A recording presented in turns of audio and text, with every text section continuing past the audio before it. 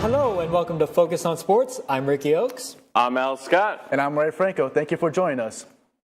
And the teleprompter went out, so let's go ahead and begin the discussion with talking about Fresno State baseball. Fresno State baseball made their way over to New Mexico to win in a 2-1 series, their 8th one on the year. And balls were expected to fly high in Albuquerque, and guess what? They did just that. They won 23-19 on Saturday. Yeah, but let's go ahead and talk about what happened on Friday real quick, because they went in looking to get balls flying, and they did just that. But let's go ahead and let's talk about Saturday now. 23-19. Fun fact, the football team scored less points when they played in November in football. So, fun game on Saturday. Ball was flying out of the yard. And then, Ray, how are games on Sunday? Well, looks like they ran out of juice on game 3 because they lost to the New Mexico on the last game of 5-2. However, they won a lot in the 3-game series, and they're still first place in the Mountain West Conference. Then on... Sorry, just wait. Yeah, let's go ahead and... So now let's go ahead and talk about softball. Another team that's been hot. They made its way to the North Idaho, taking on Boise State. Despite the falling behind the early, Fresno State got rolling in the 4th inning, rallied 3 unanswers to win the game. Catcher Kennedy Bunker connected our 2nd home run of the year. Then on Saturday was Boise State finding their way into the win column after scoring 10 runs for the 10th time in this season. Final score on Saturday was 10-5. This led to a rubber match in Game 3 where Taylor Gilmore kept Boise State quiet once again. The ace allowed only 2 runs on her 16th win of the year. Fresno State remains 4th in the Mountain West Conference. Their next matchup will be against the Bears on Wednesday. That is Cal Berkeley. As baseball and softball reach their second half of their conference season, women is reaching the end of their season with only 3 matches left. Fresno State started the week off at home against Boise State, where the Dogs fell behind early after barely losing in the doubles proportion, but the singles where the Dogs were shine, as Piper, Gushan, and Pifiri and Kubashi won in straight sets to sweep the singles portion and win the match 4-1. This match became a tuned-up game as they prepared to face the 60th ranked San Diego State on road, losing 1-4. Fresno State Water Polo hit the road for their final road matchup of the season. The number 8 nationally ranked Bulldogs visited Azusa Pacific over the weekend. The Dogs came away with a 15-9 victory over the Cougars. Brooke Ochoa and Haley Andress paved the way with 3 goals apiece in the effort. The Dogs are currently ranked 2nd in the Golden Coast Conference with 2 games left to play. Men's golf made their way to Davis to play El Mercado Classic. Fresno State finished the 6th in the 16-team event. They had their best round on Sunday after finishing even on the final day of the Classic. Ryan Firpo and Matthew Manigello performed well, both finishing 5 over, placing 13th on the individual side of the Classic. Maniganello recorded the lowest round for the team on both Saturday and Sunday, recording 71 both days. For the first time since his hiring, Vance Wahlberg got his chance to speak in front of the media for the very first time. Alongside President Sandoval, Wahlberg spoke in front of a full press room, addressing the honor of the position, his experience both on and off the court, and how he plans to deal with the transfer portal. We also got some insight from why Wahlberg was hired from President Sandoval as well, noting Wahlberg's dedication to creating leaders, his roots in the Valley being a primary reason for his hiring. My goal is like anything else. I think those that know me, I hate to lose. Can't sleep at night thinking about it, all those different things. I want to bring Fresno State basketball to the top of the Mountain West Conference. I want to get us into the playoffs and be successful. And I think, I'm going to do all I can to do that. I want to get that spirit. I want to get that red wave going again. I want to see St. Martin Arena get to the place to where it's such a great crowd in there, like the old days when Tark used to be here at Sound Arena. Joining us to talk about first impressions from Coach Wahlberg is collegiate opinion editor and sports reporter Dylan Gonzalez. Dylan, thank you for taking time out of your day to join us. Yeah, thanks for having me.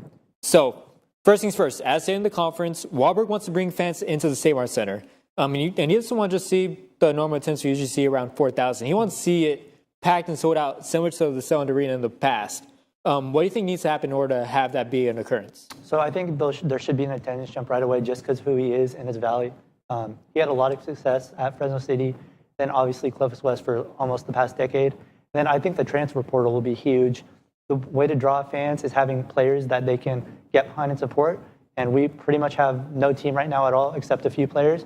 So if he goes out there and gets good players, it should be exciting for the fans, and they should get back to the State Mart Center. And then you talked about the transfer portal. It's a long gone occurrence from what we previously had in the past, where students, they're no longer staying all 4 years. The portal is completely taking up most athletes. What does Wahlberg need to do to get people to come to the program or stay with the program? So I think it's important for him to target younger players, freshmen, sophomore, who he can develop into his offensive system, which is one of the most popular in all of basketball, the dribble drive. So I think if he can get these young guys that he can work with, grow their game over the next 4 years, it would be great for the team and also, like we said earlier, to get fans back.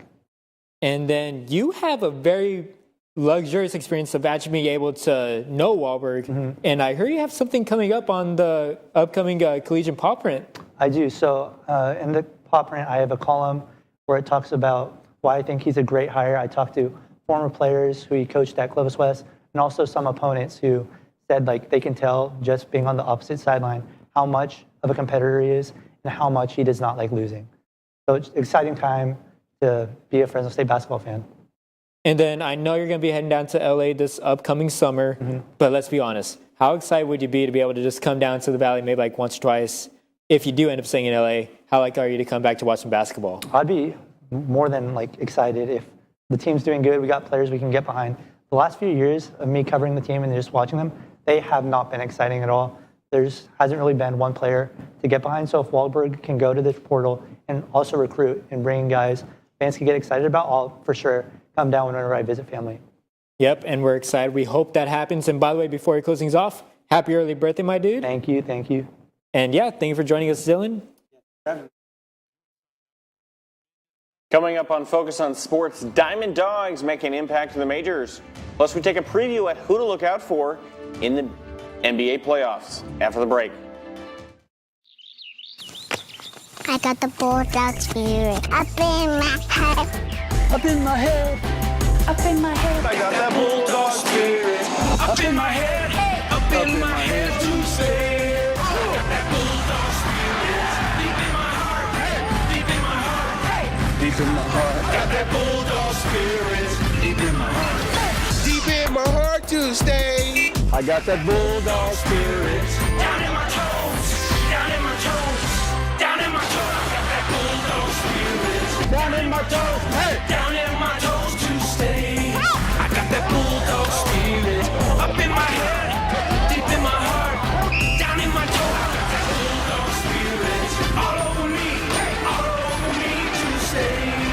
I got that Bulldog spirit Deep in my heart. deep in my heart, deep in my heart. I got that Bulldog spirit. The Fresno Grizzlies made their long-awaited return back to Chichansi Park after a long offseason. The Grizzlies went into their homestand riding off a sweep against the San Jose Giants. They opened things up with an 11-8 victory on Thursday before dropping their first game of the year on Friday to Inland Empire 0-3. The series was set to be a 4-game homestand, but due to the rain, both Saturday and Sunday's set of games, they were postponed. As of now, there is no set date as to when they will remake the games. The Grizzlies will be back up in Stockton starting on Tuesday. While the Diamond Dogs are finding their way atop the Mount West, a couple of Bulldog alums are finding success in the majors. Five-time All-Star Aaron Judge had remained quiet for about a week before blasting a 469-foot home run for the Yankees against the Guardians yesterday. But Judge isn't alone, as Taylor Ward has been making his impact on the Angels. The former catcher turned outfielder hit back-to-back home runs against the Red Sox on Friday and Saturday. Ward is hitting .306 with 5 home runs and an American League leading 17 runs batted in. We're about 3 weeks in now and have seen a lot of fast starts, controversy over the course of the first month of the season. What has caught your eye, Ray? I would say the surprising teams in the MLB. I know it's the first half of the month of the season. But here's the two teams that caught my eye: the Royals and the Tigers, and they're like fighting for the first place in that division, in which Cleveland is leading by it right now. What about you, Ricky? For me, like we talked about controversy, there's nothing more controversial than the A's. You talked about them last week. Like, this team literally is doing the major league run right now. Like, a team that is on the verge of relocation, now all of a sudden, for the first time since, May of 2021, they've won 3 series in a row. It's an impressive thing for the A's. It is. They're fighting. Those players, they want to win, even if everyone is telling them they can't. Speaking of fighting, Will Smith and Jurickson Profar, a little controversy on the field Saturday night between the Dodgers and Padres.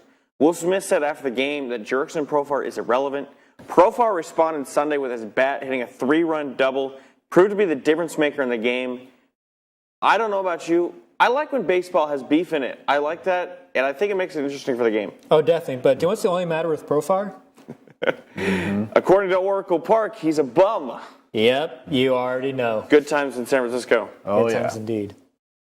They had their victory parade today, with UConn winning the national title last week, concluding March Madness. Madness is about to begin in the NBA. The regular season has finished, and the playoffs will begin tomorrow, with the LeBron-led Lakers facing the Pelicans in New Orleans, and the Warriors tip off against the Kings in the state capital. Then the Miami Heat, who has a former dog, Orlando Robinson, on the roster, play the 76ers on Wednesday. Orlando is not alone as a Bulldog, as Paul George and the Clippers will begin on Sunday against Dallas Mavericks in the first round. Let's come back to the Valley and talk about athletics for the week. 2 teams will have their final regular season game on Thursday. Women's tennis hosts their senior night and honors Carolina Peferi, Misaki Kobayashi, and Minglak Jedikote. Their match against the Spartans will be at 2 o'clock. Water polo will have back-to-back games at the Aquatic Center to close out their regular season, with their match against Pacific at 1 on Friday. Then Santa Clara is at 1 on Saturday. Women's golf will be at the Mountain West Championship at Rancho Mirage from Tuesday through Thursday. Men's baseball will play tomorrow at Loya Marymount. Softball will have their 1-game homestand against Cal Golden Bears on Wednesday. Both baseball and softball will be at home for their weekend series. The baseball team will look to stay hot against the Spartans. Meanwhile, softball will continue their conference success against UNLV. Local distance runner C.J. Albertson made headlines at the Boston Marathon this morning. Albertson finished first among All-Americans at 2 hours, 9 minutes, and 53 seconds, a new personal best for him. The former Buchanan Bear and now coach at Clovis Community College placed 7th overall in the world at the famous marathon. This comes just 2 months after finishing 5th in the U.S. Olympic trials, where he just missed his chance to head to the Paris Olympics. Albertson has ran 16 marathons since 2019, including 4 in the last 4.5 months. Before we sign off, we have some top dogs to honor this week. Let's start with you, Ricky. There's no other standout. The pitcher for Fresno State softball. What's a better scoreline than putting up a career-best 10 strikeouts, shutting down probably one of the best high-paced offenses in Boise State, a team that put up 10 runs on Saturday, so preventing them to just a total of 4 runs in 2 games, impressive work. 16 wins for Gilmore this season. Yeah, what about you, Ray? He's not a dog right now, but once a Bulldog, always a Bulldog, and it's Aaron Judge. He's been a slump for a week, but he hit a monster home run, which is his 260 career home run, which it ties with Derek Jeter for all-time home run in Yankees history, and they're both in 9th place. That puts them in elite company. Oh, yeah. For me, I'm going to shift over to the Diamond Dogs. Rocco Pepe brought the juice this week. 3 home runs for Pepe. He's got my pick to win Mountain West Player of the Year at the end of the season. Hitting over 300. He's got 10 bombs, 39 RBIs. He's doing it all over the Diamond. Yeah. That's nuts. Not bad for a Long Beach transfer. And yeah, he came in and he has made his impact on the team right away. And they have a chance to go all the way, like in the World Series championship. We'll see what happens. Still a lot of baseball left to play, but yeah. That's it for this week. Don't forget to tune into our regular newscast this Wednesday at 4 o'clock. We'll be back next week to bring you more with their weekly focus on sports.